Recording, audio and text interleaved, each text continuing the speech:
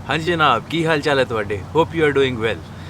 तो जी मेरी जो लास्ट वीडियो में मैंने आपको जैसा बताया था कि मेरे को 2-3 सवाल बहुत ज़्यादा पूछे गए। एक तो था एसओपी के बारे में कि आपने अपना एसओपी कैसा बनाया, जिसकी वीडियो मैंने बना दी थी, उसका लिंक आपको यहाँ मिल जाएगा आई बटन में।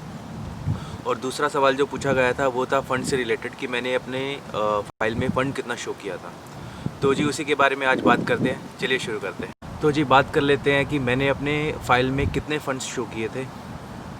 तो मैं आपको बता दूं कि सिर्फ फ़ंड्स से ही जो है वो फ़ाइल का अप्रूवल जो है वो डिपेंड नहीं करता है। उसके अलावा जो आपका टोटल फाइनेंशियल स्टेबिलिटी है वो एक वीज़ा ऑफिसर देखता है। उसके बेसिस पे ही आपकी जो फ़ाइल है वो अप्रूव या डिसअप्रूव हो। तो फाइनेंशियल स्टेबिलिटी दिखाने के लिए मैंने अपनी फ़ाइल में क्या क्या दिखाया। तो मैंने अपनी फ़ाइल में मेरी जो लिक्विडेटेड फंड्स थे, मेरे जो अकाउंट में कैश बैलेंस था वो, मेरी वाइफ के अकाउंट में जो कैश बैलेंस था वो, इसके अलावा जो मेरे पास मूवेबल प्रॉपर्टी और इमूवेबल प्रॉपर्टी थी उसकी इवैल्यूएशन करवा के सीए से और उसकी मैंने अमाउंट शो की थी कि इतना इसकी मार्केट वैल्यू है आज की डेट में। तो वो मैंने लगाई थी साथ में। तो आपको मैं बता दूं कि जो मैंने फ़ंड शो किए थे वो अराउंड मैंने मेरे अकाउंट में जो शो किया था वो अराउंड 6 लाख के करीब शो किया था। और मेरी वाइफ के अकाउंट में मैंने जो शो किया था वो अराउंड 3.5 लाख रुपया, तो 3.5।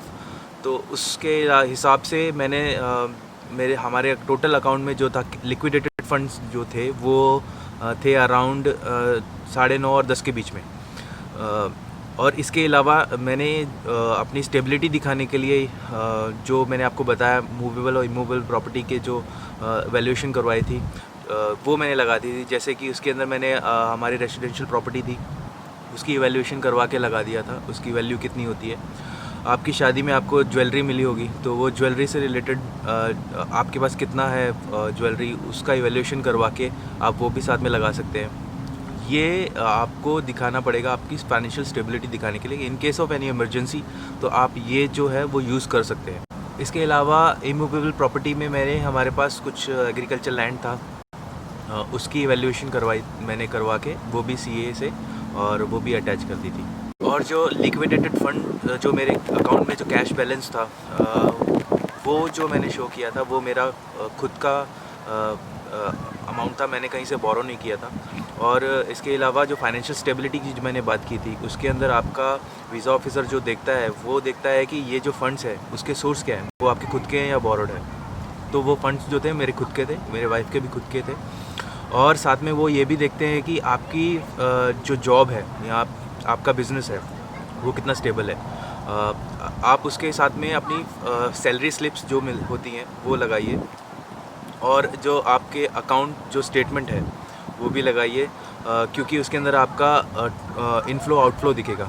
और आपके अकाउंट में आपको यहाँ पे एक टिप दे दूँ कि आपका जो अकाउंट है जिसकी आप स्टेटमेंट लगा रहे हो उसमें inflow outflow debit credit proper regular basis पे होना चाहिए। क्योंकि अगर आपके अकाउंट में वो सिर्फ पैसा पड़ा है और कुछ डेबिट क्रेडिट नहीं हो रहा है तो इसका मतलब आप वो फंड्स यूज़ नहीं कर रहे हैं और वो सिर्फ आपने रखे हुए हैं शो करने के लिए। तो वहाँ पे भी एक रेड फ्लैग आ जाता है वीज़ा ऑफिसर के दिमाग में।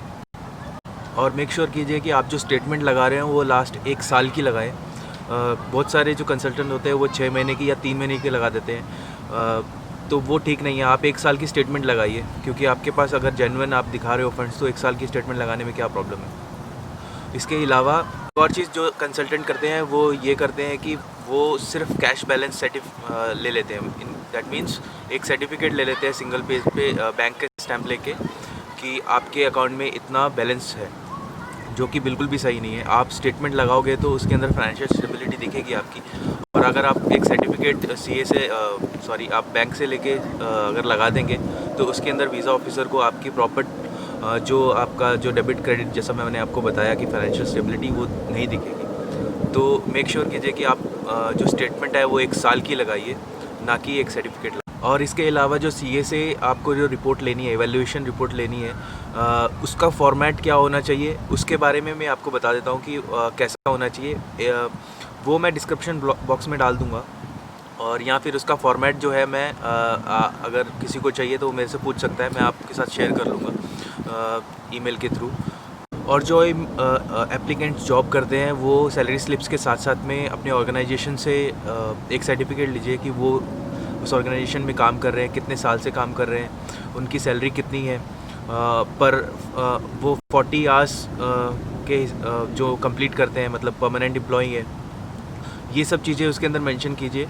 और उनकी क्या रिस्पॉन्सिबिलिटी है, जॉब रिस्पॉन्सिबिलिटी क्या क्या है, ये सब उसके अंदर मेंशन करके वो सर्टिफिकेट भी आप अपनी वीज़ा फाइल में अटैच कीजिए। एक और चीज़ मैं आपको बता दूं कि हम इंडिया में एक हमारी हैबिट होती है कि हम अपने फंड्स जो हैं वो सेव करते हैं और उसको फिक्स डिपॉजिट, जिसे हम एफडी भी कहते हैं, उस फॉर्म में अपने अकाउंट में रखते हैं। तो अगर आपका जो फंड्स हैं, लिक्विडेड जो फंड्स हैं, उसे आप एफडी फॉर्म में रख दिखाएंगे तो वो मेरे हिसाब से नहीं चलेगा। आप उसको एफडी को प्री मैच्योरली अगर जो है वो उसको ब्रेक कीजिए, या फिर जैसा भी है उसको ब्रेक कीजिए और उस क्लोजर दिखा के उसका प्रॉपर सर्टिफिकेट जो एफडी का है वो साथ में अटैच कीजिए। क्योंकि अगर आप एंड मोमेंट पे अपनी एफडी जो है वो ब्रेक करोगे तो वो एक साथ आपके अकाउंट में फंड्स दिखेगा, तो उसका सोर्स जो आपको दिखाना बहुत ज़रूरी है। तो अपने जो एफडी का जो सर्टिफिकेट है वो अपनी फ़ाइल में अटैच कीजिए, क्योंकि आपको वो दिखाना ज़रूरी है कि सोर्स क्या है आपके फ़ंड का।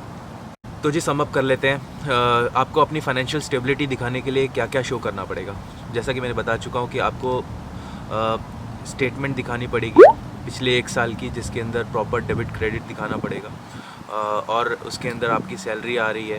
अगर आपकी बिज़नेस इनकम है तो वो मंथली बेसिस पे आ रही है। इसके अलावा आपको सीए से सर्टिफिकेट लेना है, जिसके अंदर आपको अपनी मूवेबल और इमूवेबल प्रॉपर्टी की वैल्यूएशन करा के लगानी है, और आपकी जो आईटीआर जो थे वो लगाने हैं। इसके अलावा आपको जो अपनी ऑर्गेनाइजेशन से सैलरी स्लिप्स मिलती हैं वो आपको लगानी है, और साथ में आपको एक सर्टिफिकेट लगाना है, जैसा मैंने बताया।